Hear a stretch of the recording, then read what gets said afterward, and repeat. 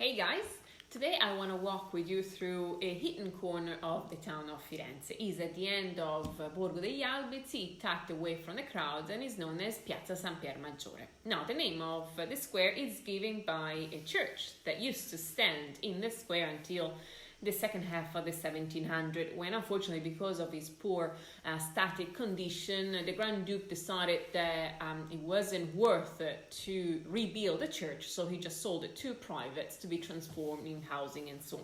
More or less it is still today used by private housing. But if you walk around the district, you can still today see the size and where the church used to stand. And you can really recognize the beautiful facade and the porch of the church of San Pier Maggiore. But now, this church was also very important in Firenze because of a very important tradition, a celebration that was hosted inside the church until the second half of the 1500s. And it was known as the marriage of the bishop. So when a new bishop will be elected in Firenze, as he arrived to live in a new city, the bishop will be first taken to the church of San Pier Maggiore.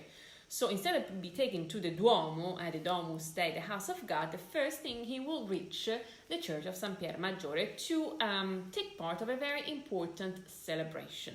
Arriving in front of the church, the bishop will enter, he will be seated in front of the altar to assist a very important liturgic celebration.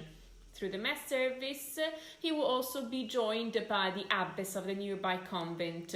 She will also be seated next to the bishop, and through this liturgic celebration, the bishop will marry the abbess of Firenze, because she was the representation of the city of Firenze.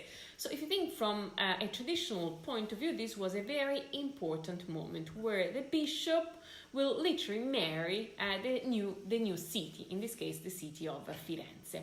After the celebration, the first night that the bishop will spend in Firenze will be in the convent, right next to Piazza San Pier Maggiore. And after the first night spent in the convent in a very special room that the nuns will prepare for the bishop, he will be taken to the Duomo and then to his new accommodation, the palace of the archbishop, still existing today in Piazza San Giovanni, right behind the baptistry.